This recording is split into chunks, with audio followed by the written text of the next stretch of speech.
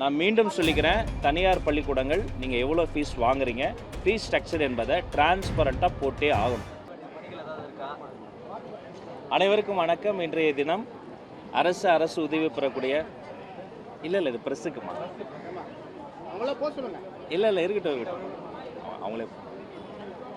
அனைவருக்கும் வணக்கம். இன்றைய தினம் தமிழ்நாடு முழுக்க அனைத்து பள்ளிக்கூடங்களும் திறக்கப்பட்டிருக்கின்றன. மிகுந்த உற்சாகத்தோடு மாணவ மணிகளை வரவேற்று அவர்களுக்கு தேவைப்படக்கூடிய அனைத்து வசதி வாய்ப்புகளையும் சரிபார்த்து முறையான இன்ஸ்பெக்ஷன் செய்து பாதுகாப்பெல்லாம் உறுதி செய்யப்பட்டு இன்றைய தினம் வெற்றிகரமாக அனைத்து பள்ளிக்கூடங்களும் திறக்கப்பட்டிருக்கின்றன. எங்களுடைய குழந்தைகள் வகுப்பறைக்கு வர தொடங்கிட்டாங்க. அது மட்டும் இல்லை, இன்றைய தினமும் நீங்கள் பார்த்துருப்பீங்க, காலை உணவு திட்டம் நம்முடைய ஆட்சியிலும் தொடர்ந்து கொண்டு இருக்கிறது. மேலும் அவர்களுக்கு தேவையான அந்த ஸ்மார்ட் போர்ட்ஸ் இன்றைய தினம் தற்போது தான் இப்போ நான் அதை லான்ச் பண்ணி கொடுத்துருக்குறேன். ஸோ அந்த உபகரணங்கள், அவர்களுக்கு தேவைப்படக்கூடிய அந்த பாட புத்தகங்கள், வண்ண பென்சில்கள் உள்ளிட்ட அனைத்து வகையான விஷயங்களும் முறைப்படி சரியாக மிக கச்சிதமாக செய்திருக்கிறோம், நடைபெற்று கொண்டிருக்கிறது என்பதை மகிழ்ச்சியோடு உங்களிடம் தெரிவித்துக் கொள்கிறேன்.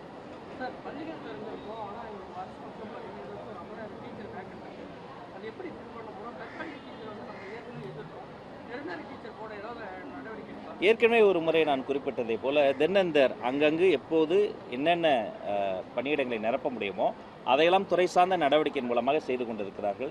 ஆனால் சில விஷயங்கள் நீதிமன்றத்தில் இருக்குது.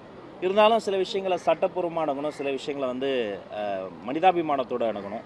அதையெல்லாம் கலந்து ஆலோசித்து முறைப்படி கவுன்சிலிங் எல்லாம் ஏற்பாடு செய்யப்பட்டு முறைப்படி கூட்டங்கள் நடத்தி அந்த இடங்களும் நிரப்பப்படும் என்பது தெரியும். ஒவ்வொருத்தரா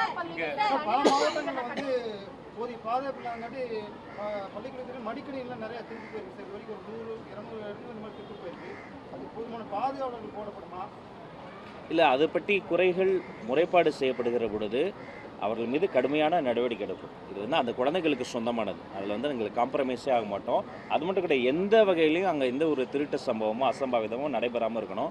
அங்கொன்றும் இங்கொன்றும் நடைபெற்றால் கூட உடனடியாக அது என்னுடைய கவனத்துக்கு கொண்டு வரப்பட்டு கடுமையான நடவடிக்கைகள் எடுக்கப்படும் என்பதை உங்கள் மூலமாக தெரிவித்துக் கொள்கிறேன்.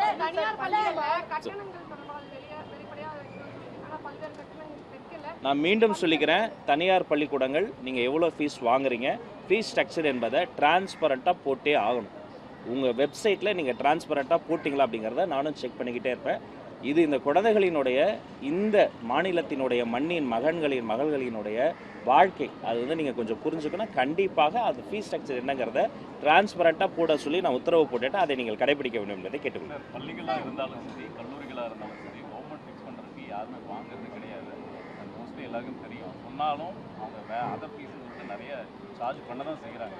இது என்னைக்கு தான் இல்லை, முன்னாடி இப்போ கடந்த காலத்தை பொறுத்த வரைக்கும் அவங்க பல இடங்களில் சில இடங்களில் தெரிந்தோ தெரியாமலோ தேர்ட் பார்ட்டி இன்வால்வ்மெண்ட்டில் ஏதாவது லஞ்ச லாவணியத்தை யாருக்காவது காசு கொடுத்து அவங்களுக்கு வேணுங்கிற காரியங்களை செய்திருக்கலாம். அதை அவங்க பிரேக் இன் பண்ணுறது இப்படி செஞ்சுருக்கலாம். ஆனால் இன்றைக்கி நம்ம சிங்கிள் விண்டோ சிஸ்டத்தை நோக்கி நகர்ந்துச்சு இந்த கவர்மெண்ட். இந்த கவர்மெண்ட்டை பொறுத்த வரைக்கும் பொலிட்டிக்கல் இன்டர்வென்ஷன் இருக்காது, தேவையற்ற இந்த லஞ்ச லாவணியம் இருக்காது. அப்போ அவங்க எதில் ஃபோக்கஸ் பண்ணோன்னா இந்த டிரான்ஸ்பரண்ட் கவர்னன்ஸில் நாங்கள் எப்படி ஃபோக்கஸ் பண்ணுறோமோ அப்போ எங்களுடைய பங்குதாரர்களாக இருக்கக்கூடிய அந்த ப்ரைவேட் ஸ்கூல்ஸ் அதில் நீங்கள் கான்சன்ட்ரேட் பண்ணணும். டெஃபினட்டாக நீங்கள் டிரான்ஸ்பரண்ட்டாக போடுங்க. அப்போதும் உங்கள் என்ரோல்மெண்ட் நல்லாயிருக்கும், இன்னும் உங்கள் மீது மதிப்பு கூடும், மக்கள் அதை கொண்டாடுவாங்க.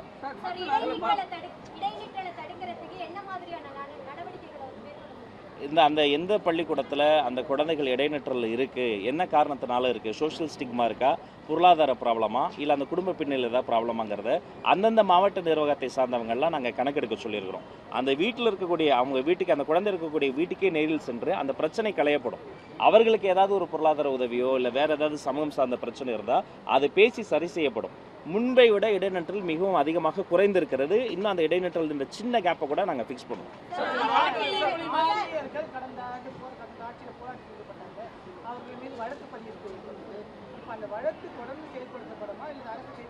இல்லை, வழக்கில் ரெண்டு வகை. ஒன்று, நேரடியாக நீதிமன்றத்தை அணுகிற பொழுது அது நீதி பரிபாலனத்தில் நம்ம தலையிடக்கூடாது. அங்கே போய் முறைப்படி அந்த வழக்கில் நம்ம என்ன சொல்லணுமோ அதை பேசி அவர்கள் கூட தான் நாங்கள் நிற்கிறோம். ரெண்டாவது, அவர்கள் மீது வேறு ஏதாவது இந்த வெஞ்சன்ஸோட அமைப்புகள் மீது, சங்கங்கள் மீது ஏதாவது அப்படி போட்டிருந்தாங்கன்னா அதெல்லாம் நாங்கள் என்டர்டெயின் பண்ண மாட்டோம். அதை நாங்கள் கைவிடுவோம்.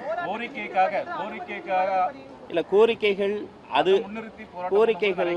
கோரிக்கைகளுக்கு தான் சொல்கிறேன். அந்த கோரிக்கைகள்லாம் என்னென்ன சங்கத்துக்கு என்னென்ன கோரிக்கைகள்னு இப்போ கூட பார்த்தீங்கன்னா ஆக்சசபிளாக என்னை பார்த்துட்டு அவங்கெல்லாம் சந்தித்து அந்த கோரிக்கைகள்லாம் வாங்கி நான் வச்சு டேபுலேஷன் பண்ணிக்கிட்டு தான் இருக்கிறேன். அதெல்லாம் அந்த கோரிக்கைகள் மீது நல்ல முடிவு எடுக்கணுங்கிறது எங்களுடைய எண்ணமும்.